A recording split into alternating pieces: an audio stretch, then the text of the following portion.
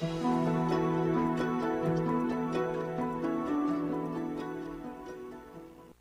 pé de quê? De perto quero ver. Que fruta dá? Cadê? Que flor? Que cor? Saber? Terá sabor. Vai ter um pau, Brasil. Um pé de quê? Vermelho ou verde? Que te quero Ver qual é de pé Na terra até caber na tela. da TV. Um pé de quê? legal, né? O século XV marcou a expansão marítima.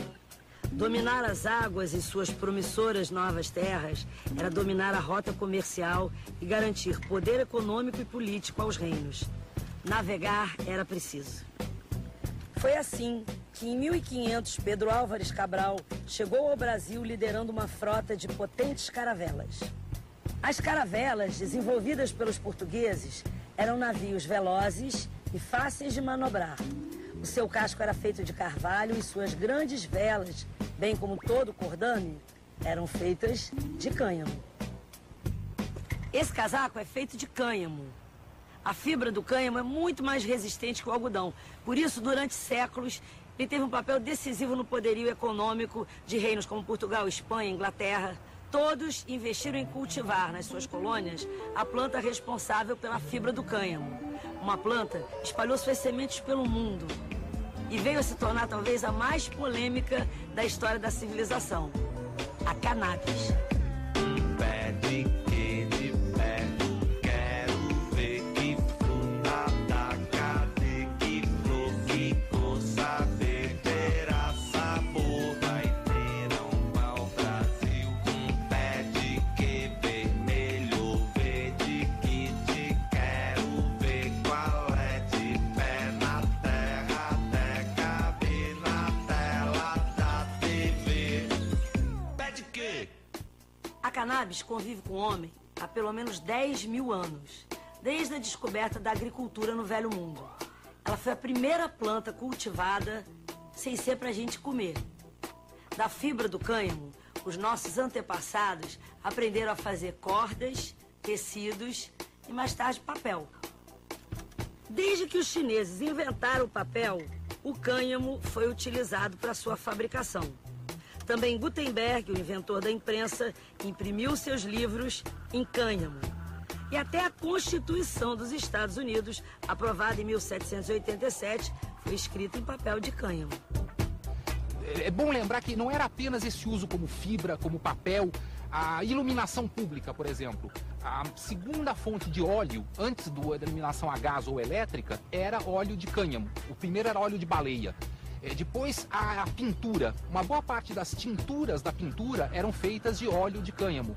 A tela das pinturas era feita de tecido de cânhamo, de tal forma que a palavra em inglês para tela, que é canvas, é uma palavra que vem da denominação holandesa para cânhamo, que é cannabis. Então havia um uso tradicional, medicinal, industrial, etc. Além da importância econômica e cultural que teve na Europa, a cannabis também era conhecida pelos seus potenciais medicinais.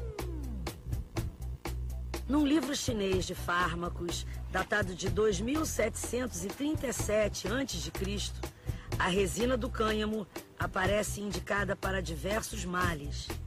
Também a medicina indiana receitava cannabis como analgésico, anticonvulsionante, expectorante e afrodisíaco. O uso mais tradicional na antiguidade era a cannabis ou seus derivados ingeridos, seja na forma líquida ou mesmo sólida.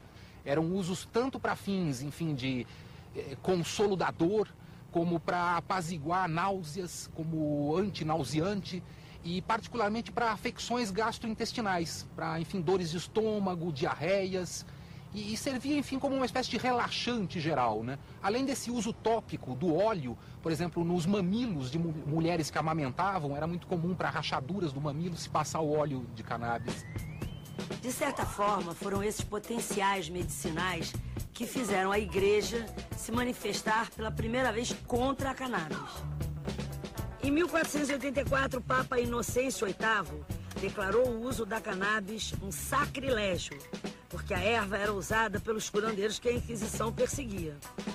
8 anos depois, ignorando esse sacrilégio, Cristóvão Colombo levou sementes de cannabis para plantar nas novas terras espanholas.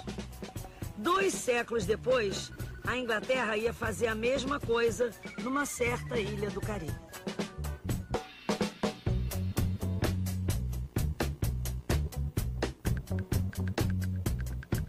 Em 1670, a coroa inglesa invadiu a Jamaica e levou para lá uma enorme quantidade de escravos africanos.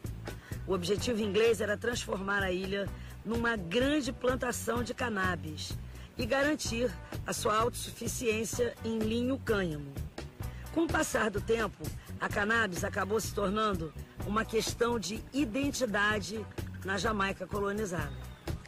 A Jamaica ficou conhecida pelo Rastafari, que é uma forma de vida, uma regra, com muitas características do judaísmo, do cristianismo, e ainda hoje alguns dos seus adeptos utilizam a cannabis em rituais de limpeza e purificação, mas de forma controlada. O Rastafari surgiu em 1930 com a coroação do Rastafari Makonnen, que alegava ser descendente direto do rei Salomão.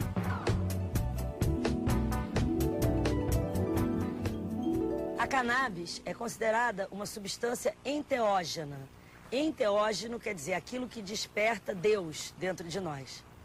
Assim pensavam também os assírios, os sacerdotes taoístas, os sufis e até o início do século XIX algumas linhas do candomblé.